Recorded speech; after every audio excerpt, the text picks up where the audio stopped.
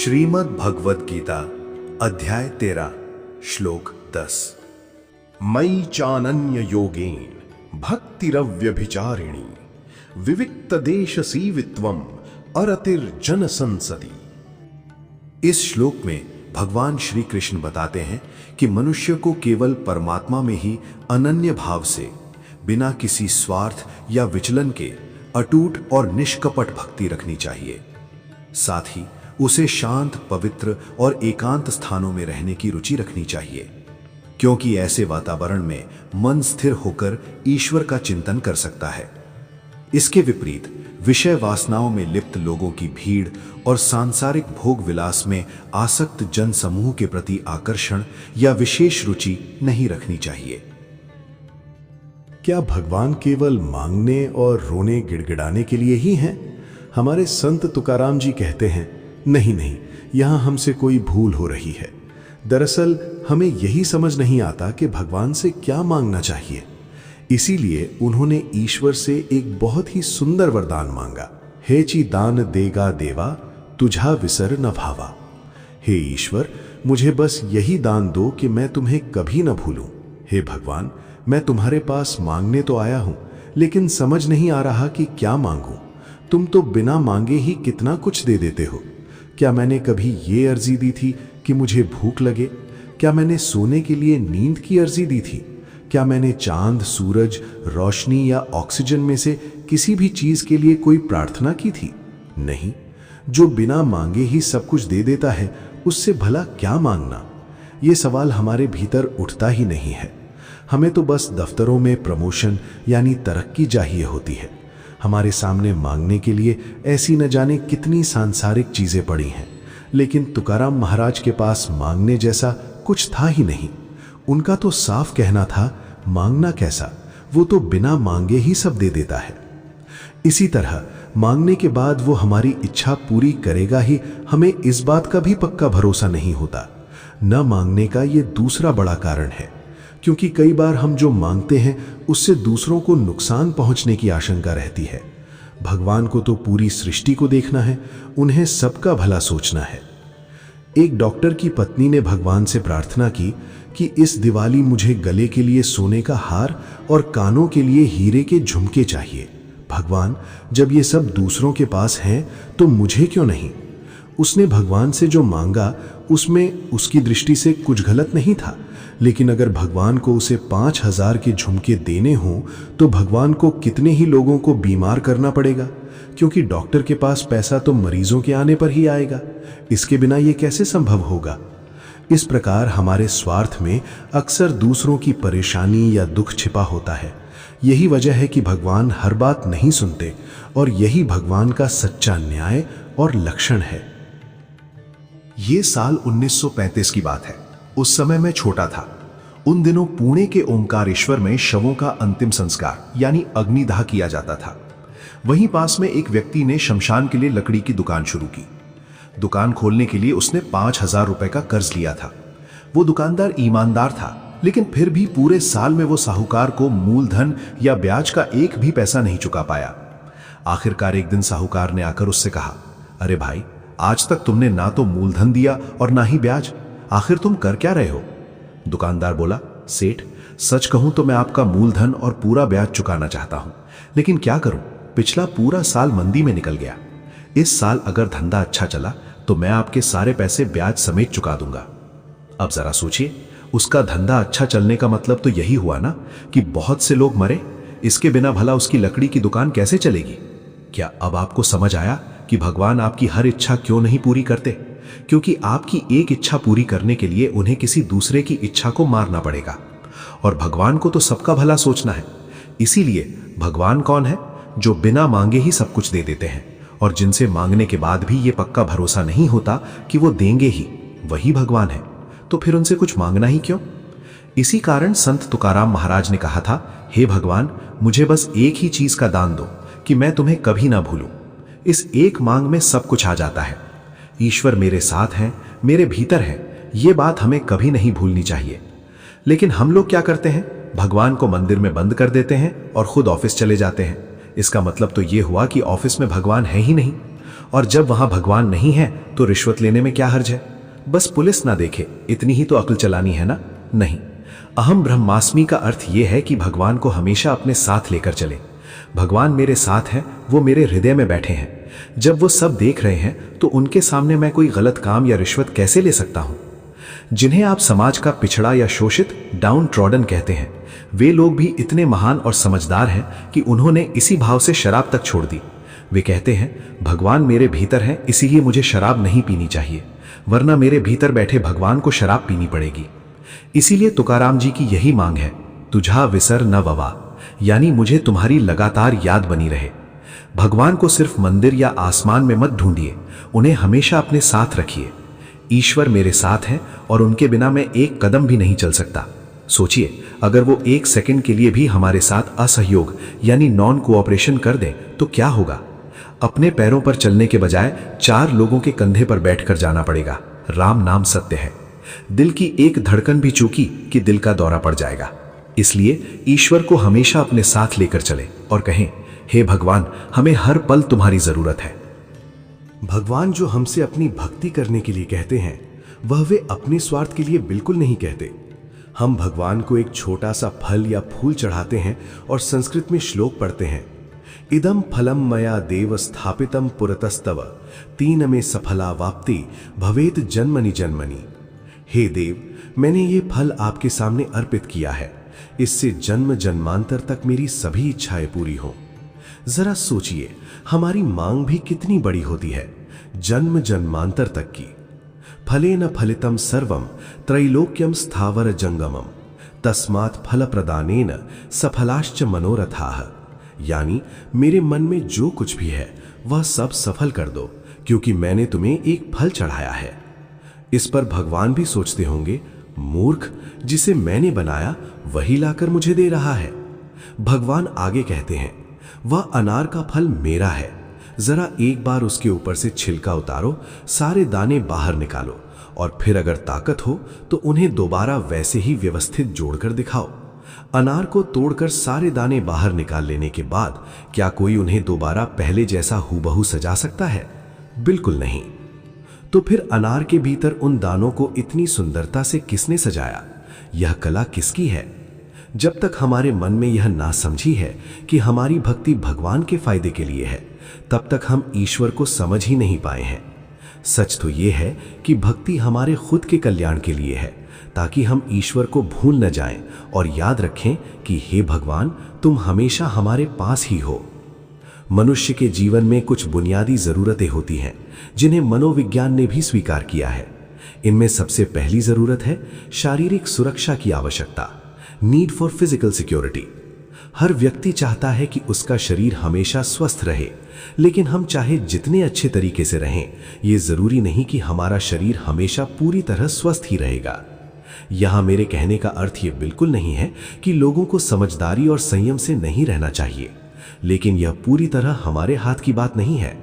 कुछ लोग ऐसे होते हैं जो चाहे जैसे रहें, कुछ भी खाएं पिएं, फिर भी उनका शरीर एकदम तंदुरुस्त रहता है। वहीं दूसरी तरफ हम रोज नियम से सैर पर जाएं, खान पान में पूरी सावधानी बरतें, तो भी शरीर में कोई ना कोई बीमारी या शिकायत खड़ी हो जाती है।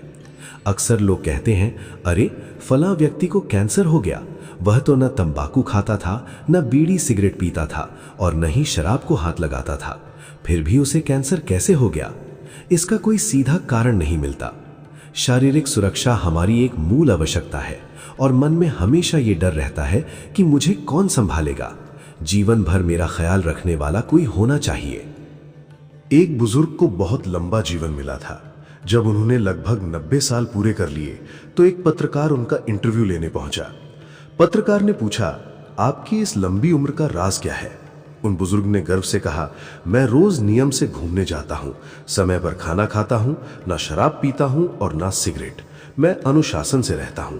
वे अपनी आदतों की तारीफ कर ही रहे थे कि अचानक पीछे के कमरे से बर्तन गिरने और जोर जोर से चिल्लाने की आवाजें आने लगी। पत्रकार ने चौंक कर पूछा, अंदर कौन है? बुजुर्ग बोले, कोई नहीं, हमारे पिताजी हैं। वे 130 साल के हैं और इस समय शराब पिए हुए हैं।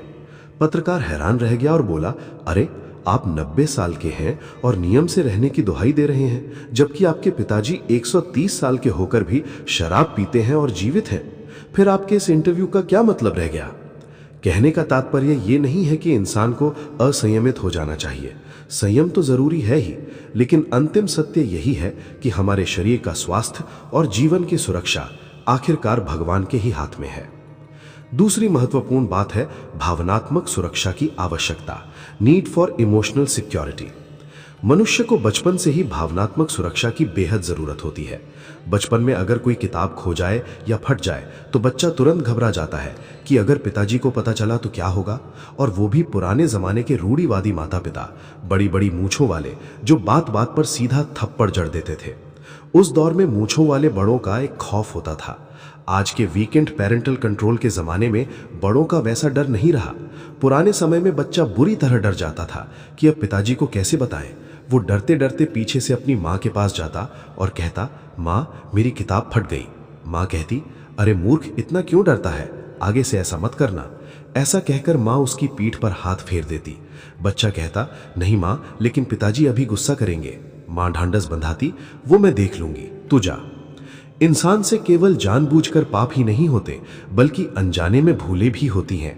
हम कोई पापी नहीं हैं, लेकिन हमसे गलतियां जरूर होती हैं। हमें मानव देह तो मिला, पर हमारा आचरण पशुओं जैसा ही रहा। यह बिल्कुल कड़वा सच है। खाना पीना और मौज मस्ती करना, ईट ड्रिंक एंड मैरी के अलावा हम कुछ सोचते ही नहीं हैं। यही हमारी सबसे बड़ी भूल है। जब हमसे गलतियां हो जाएं, तब पीठ पर हाथ फेर कर तसल्ली देने वाला कोई ना कोई होना चाहिए। ईसाई धर्म में हर रविवार को लोग चर्च में अपने पापों की कन्फेशन के लिए जाते हैं। दरअसल रविवार उनके लिए केवल हॉलिडे यानी छुट्टी का दिन नहीं, बल्कि एक पवित्र दिन है, जिसे आज हमने सिर्फ मौज मस्ती का दिन बना दिया है। उस दिन चर्च में किस लिए जाना होता है? अपनी भूलों को स्वीकार करने, कन्फेशन के लिए जाना होता है। पूरे हफ्ते मुझसे जो भी गलतियां हुई हैं, उन्हें भगवान के सामने कह देने के लिए जाना होता है, ताकि सोमवार से इंसान एकदम तरोताजा महसूस करे। अपने मन की बात किसी से कह देने भर से इंसान का बोझ हल्का हो जाता है। कई बार ऐसा भी होता है कि वो कोई पाप नहीं होता, लेकिन हम मनगढ़ंत कल्पना करके उसे पाप मान बैठते हैं। बात चाहे जो भी हो, उस बोझ को कहीं ना कहीं बाहर निकालना जरूरी है। इसीलिए वहां कन्फेशन डे रखा गया है। ठीक इसी तरह हमारे यहाँ भी सनातन संस्कृति में प्रायश्चित विधि का विधान तो है ही। भगवान कहते हैं, तुमने अपनी भूल मुझसे कह दी ना, अब इसे भूल जाओ। अपनी पुरानी गलतियों को ही बार बार याद करते रहने से जीवन में कभी सुधार नहीं हो सकता। अगर हम लगातार अपनी भूलों का ही चिंतन करते रहेंगे तो हमसे बार बार गलतियां ही होती रहेंगी। इसलिए अपनी भूल भगवान के चरणों में सौंप दो और आगे बढ़ो। यही कारण है कि हमें अपने जीवन में भगवान की जरूरत है। इस प्रकार भगवान हमारी आत्मिक और मानसिक आवश्यकता के लिए है, न कि केवल उनकी ऊपरी स्तुति करने के लिए। मैं अपने बचपन की एक बात बताता हूं। जब मैं 5 साल का था, तब शिवरात्रि आई। उस दिन घर के सभी लोग व्रत उपवास रखने वाले थे, लेकिन मेरी दादी कहती थी कि बच्चों को शिवरात्रि का उपवास नहीं करना चाहिए। मैंने पूछा, क्यों नहीं करना चाहिए? दादी बोली, शिवजी का व्रत बहुत कठिन होता है। एक बार ये व्रत ले लिया तो उसे पूरा करना ही पड़ता है, उसका खंडन नहीं होना चाहिए। विष्णु जी का व्रत टूट जाए तो चल जाता है, लेकिन शिव जी का व्रत नहीं टूटना चाहिए। इसीलिए तुम ये उपवास मत करो।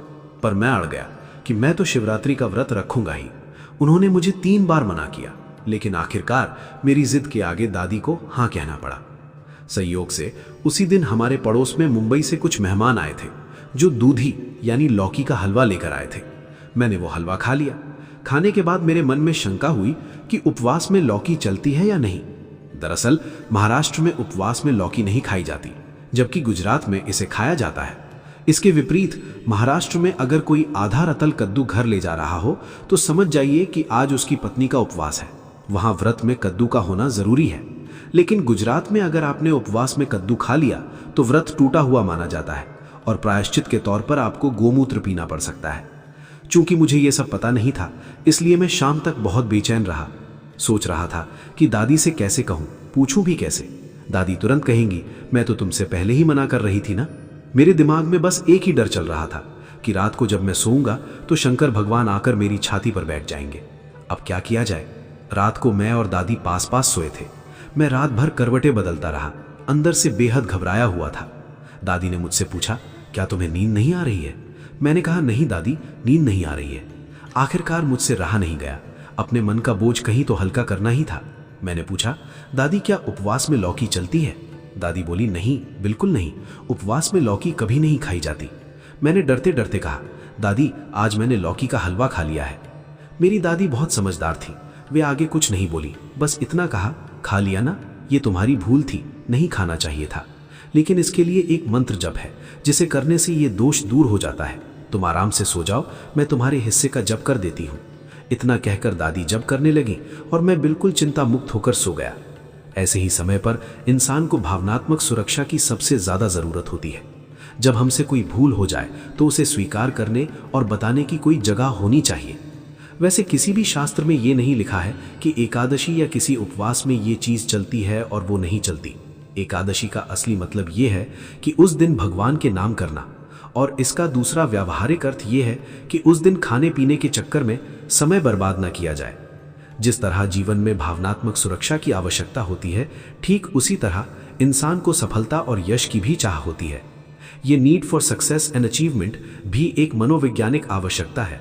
हर व्यक्ति जीवन में सफल और यशस्वी होना चाहता है, लेकिन सफलता पाने में केवल मेरी अकेले की शक्ति काम नहीं आती। इसीलिए हे भगवान, मुझे जीवन के हर मोड़ पर तुम्हारी जरूरत है।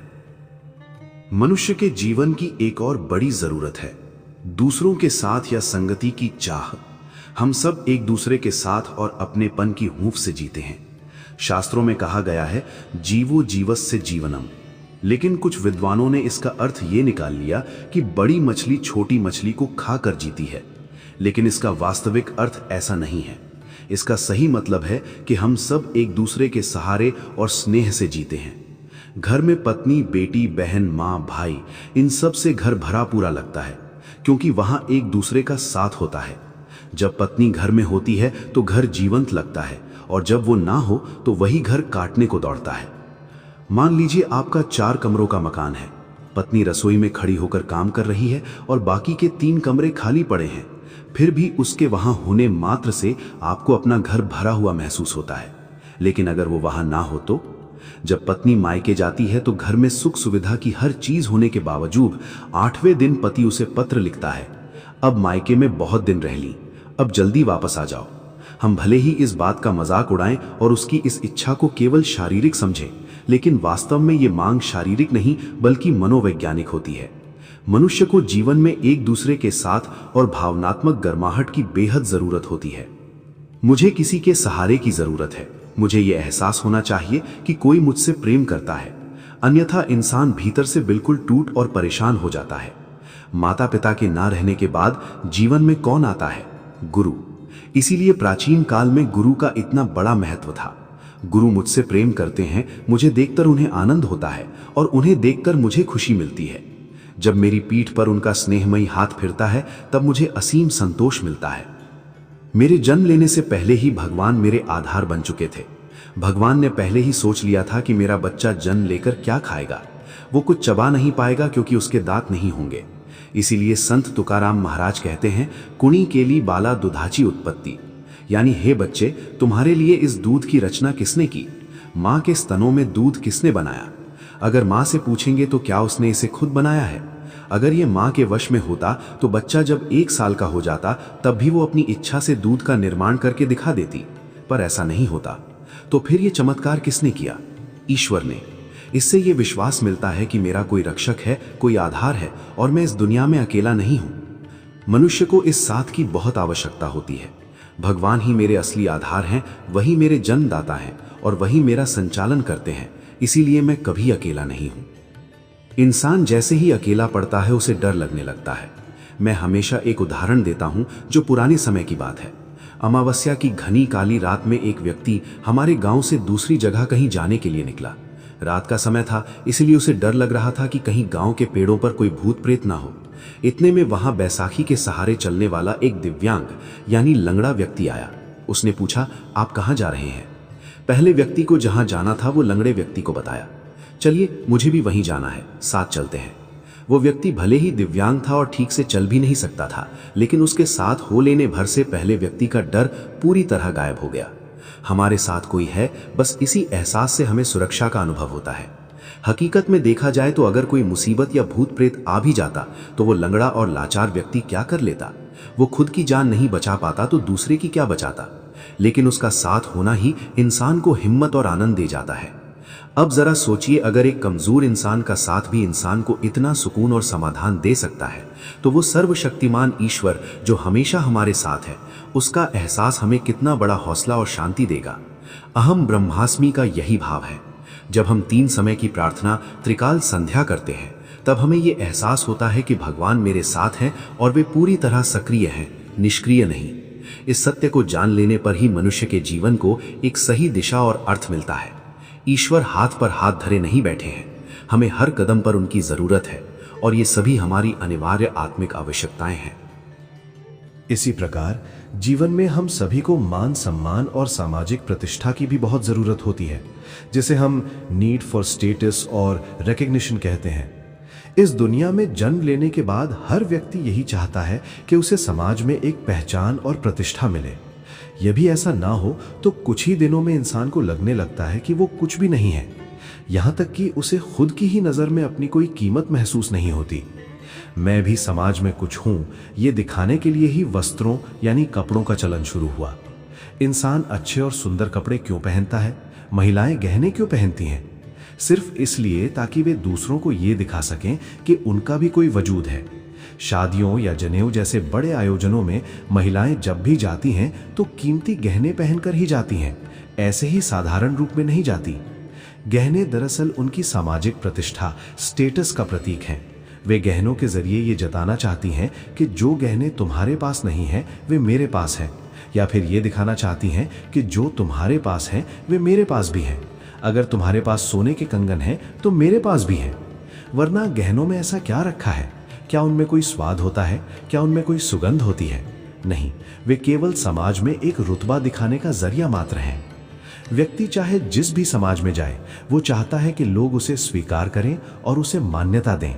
लेकिन जरा सोचिए, उस व्यक्ति का क्या जिसके पास ना पैसा है, ना उच्च शिक्षा है, ना ही कोई बड़ा पद या कुर्सी है? उसके पास कुछ भी नहीं है।